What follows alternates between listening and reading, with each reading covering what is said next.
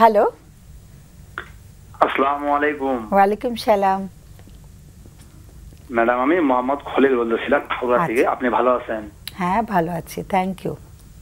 হ্যাঁ, আপনাকে ধন্যবাদ। আজকে যে বিষয়টি আমি বলতে চাচ্ছিলাম, আমার এক ভাইস্তা আছে। হ্যাঁ, আমার এক ভাইস্তা আছে, 4 টাকার ছেলে। দীর্ঘদিন ছেলেটি খুব ভালোই ছিল। ভালো থাকার কারণে দীর্ঘদিন ধরে মনে করেন যে তার হঠাৎ করে টাইফয়েড নাকি যেন একটা জ্বর হয়েছিল। এই জ্বর হওয়ার কারণে সেই বাচ্চাটি এখন বর্তমান যেমন কান দিয়ে শোনা, মানে এলোমেলো হয়ে গেছে, মানে জায়গায় একেবারে প্রতিবন্ধীর মতো হয়ে গেছে। মানে ওই টাইফয়েড হলে নাকি কোন রকমের সমস্যা দেখা যায়, সেরকম একটা মানে বড় ধরনের সমস্যা হয়েছে। বাচ্চাটা কিন্তু তখন খুব ছোট ছিল আর কি, মোটামুটি 5 বছর 5.5 বছর তখন বাচ্চাটা ছিল। সেই কারণে কিন্তু বাচ্চাটা কিন্তু এখন ঠিক মতো কথা বলতে পারতেছে না, আর মানে কারো কথা বুঝতেছে না, এরকম বিষয়টা আর কি। তো আপনাদের জানার ছিল, আপনাদের কাছে আমার জানা ছিল, ডাক্তারের কাছে আমার জানা ছিল যে এই বাচ্চাটি ভবিষ্যতে কি পুরোপুরি সুস্থ হবে না, এরকম কোন সুযোগ আছে কি, একটু যদি আমাদেরকে একটু জানাইতেন। এখন ওর বয়সটা কত? এখন বাচ্চার বয়স মোটামুটি 8 বছর। টাইফয়েড হয়েছিল কবে? এটা মোটামুটি 5 বছর কিংবা 5.5 বছর যখন বয়স ছিল বাচ্চাটার, হ্যাঁ, তখন এই সমস্যাটা হয়েছিল আর কি। এখন মোটামুটি বাচ্চার বয়স 8 বছর আর কি। এখনো কিন্তু সুস্থভাবে কথা বলতে পারে না আর কি। এটা কোন রকমের চিকিৎসা আছে নাকি, একটু আমাদেরকে যদি জানাইতেন খুব ভালো হতো আর কি। ডাক্তার কি দেখানো হয়েছে? ডাক্তাররা কিছু বলেছেন? হ্যাঁ, ডাক্তার তো বলছিল যে নিয়মিত ওষুধ খাওয়ান, তাহলে মনে করেন যে এটা সেরে যাবে। হ্যাঁ, সময় লাগবে, এরকম কিছু বলছিল আর কি। না, কিন্তু টাইফয়েড তো আর এখন নাই। না, টাইফয়েডটা এখন নাই। এখন কিসের ওষুধ খাবে ও? ওটা হচ্ছে কি, ওই যে মনে করেন যে হাড়ের কি মানে কি যে একটা সমস্যা, হাড়ের মানে প্রবলেম, অথবা তার ব্যক্তিগত কি যে সমস্যা, যারা মানে পুরোপুরি না জানলে তো আসলে আমাদের অতিথিদের জন্য একটু মুশকিল না বোঝা। হাতের যে ইয়াগুলো আছে না, আঙ্গুলগুলো আছে না, এগুলা কাজ করে না ঠিক মতো। এটা শরীরের ডাক্তারের কাছে। আমার কাছে কিছু প্রশ্ন আছে, কিছু প্রশ্নগুলো। আচ্ছা, একটু লাইনে থাকতে হবে। আচ্ছা, 5 বছর বয়সের আগে ও কি স্বাভাবিকভাবে কথা বলতে পারতো? ধরা যাক 4টা শব্দ যোগ করে। টাইফয়েডটা হওয়ার আগে ও কি কথা বলতে পারতো? না, মানে তখনও মনে করেন যে অতটা ঠিক কথা বলতে পারতো না। আর এই সমস্যা হওয়ার কারণে আর এই সমস্যাটা ওর জন্মের সময় কোনো রকম সমস্যা হয়েছিল কি? থাকে না জন্মের সময়? না, ওটা সিজার করেছিল, সিজার। হ্যাঁ, জি জি। আচ্ছা, আরেকটা বিষয় হলো যে তার যে কথা বলা, সামাজিক মেলামেশা, এই বিষয়টা কি টাইফয়েড হওয়ার আগে কেমন ছিল? তখন তো আমি যেটা জানলাম ভাইয়ের কাছে, বলতেছে যে না, স্বাভাবিকই ছিল। তারপরেও মনে হয় যে একটু মানে অন্যদিকে তাকাইতো আর কি। মানে যখন ওরা ডাক দেয়, কথা বলার চেষ্টা করে, একটু অন্যদিকে লক্ষ্যটা ছিল আর কি। বর্তমানে সে কি কোনো সামাজিক মেলামেশা করতে পারে, নাকি মাঝে মধ্যে দেখা যায় যে রেগেও যায় বা অনেক কিছু বুঝতে পারে না, টাকা পয়সা চেনা বা এমন কিছু? না, সেরকম মতটা বুঝতে পারে না, মানে মন মানসিকতা একটু অন্যদিকে চলে যায় আর কি। ঠিক আছে, আপনাকে অনেক ধন্যবাদ। হ্যাঁ, আপনাদেরকেও ধন্যবাদ। আপনারা ভালো থাকবেন। একটু পরামর্শ দিবেন স্যার। একটু প্রশ্ন আছে। জি জি ম্যাডাম। আচ্ছা, এমনিতে আপনি তো বলছেন যে সে তেমন একটা কথা বলে না, সে কি কোনো কথাই বলে না? মানে কথা বলার চেষ্টা করে, হ্যাঁ, মানে কথা যখন বলে না তখন মুখ দিয়ে মানে যেমন লালা করে, এরকম কি একটা সমস্যা হয় আর কি। বা ওর কি কোনো শারীরিক কোনো মানে অসুবিধা হচ্ছে, যেমন ধরেন ঘাড়টা একটু বেঁকে গেল বা হাত পা একদম শক্ত করে ধরে রাখে, এরকম কিছু কি হয়? মানে একটু মানে ই করে, যেমন লাফালাফি করার চেষ্টা করে। হ্যাঁ, মানে যখন প্রচুর মানে কিছু মানে বলতে চায় তখন একটু লাফালাফি করে আর কি, মনে হয় কেমন যেন একটা করে আর কি, শক্তি করে এরকম। আচ্ছা, ঠিক আছে, একটু পরামর্শ দিবেন আপনারা ভালো করে। হ্যাঁ, বুঝেছি, কিন্তু কতটুকু কি বলা যাবে বুঝতে পারছি না, কারণ আসলে তো অনেক কিছু জানার দরকার হয়। তো আমাদের অতিথিরা কিছু আলোচনা করবেন, একটু শুনলে ভালো হয়, কেমন? অনেক ধন্যবাদ ফোন করার জন্য। হ্যাঁ ডক্টর, অনেক ধন্যবাদ। তথ্য অনেক ক্ষেত্রে বোঝা যাচ্ছে না, কারণ উনি কিন্তু আসলে প্রাথমিক অভিভাবক নন।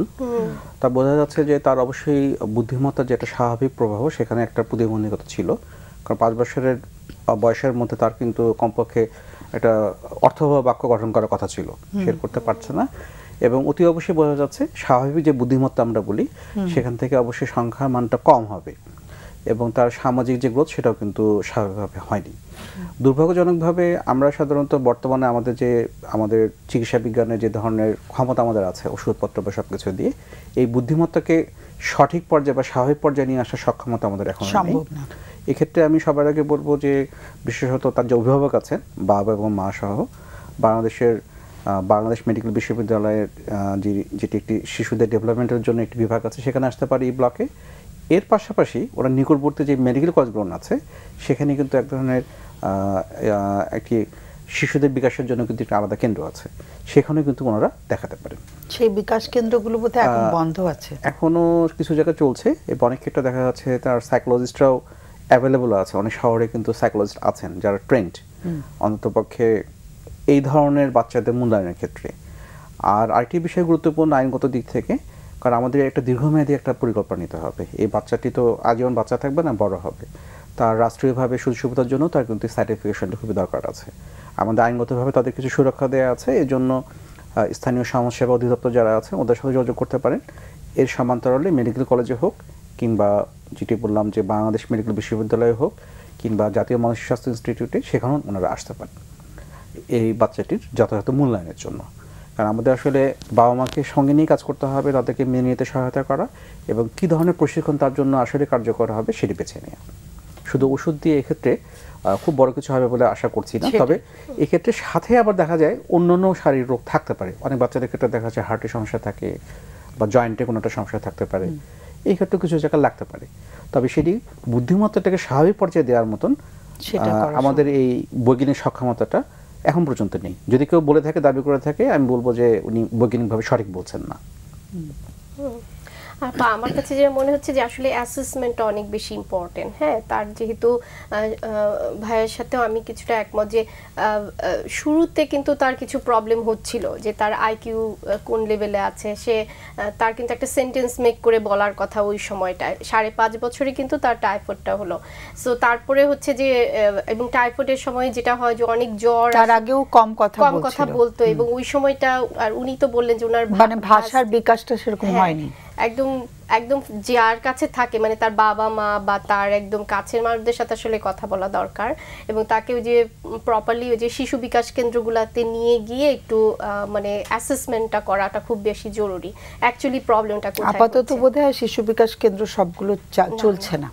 একটু খোঁজ নিয়ে দেখতে হবে যে যেখানে হচ্ছে সেখানে, এবং যত তাড়াতাড়ি সম্ভব আমার মনে হয় যেতে হবে, আদারওয়াইজ জিনিসটা ডিলে হয়ে গেলে আরো বেশি প্রবলেম হয়ে যেতে পারে আর কি।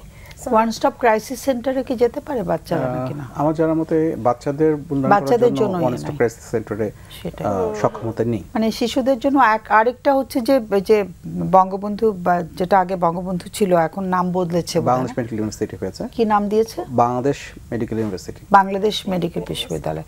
তো ওখানেও নিয়ে আসতে পারে, কিন্তু যেটা আগে বঙ্গবন্ধু মেডিকেল বিশ্ববিদ্যালয় ছিল ওখানে একটা শিশুদেরকে অ্যাসেস করা হয় যে ওদেরকে বুদ্ধিমত্তার কম নাকি ওরা কি অন্য কোনো অটিজম বা অন্য কোনো কিছু এখানেও আছে এবং জাতীয় মানসিক স্বাস্থ্য ইনস্টিটিউট সেখানে একটা মূল্যায়ন ব্যবস্থা আছে।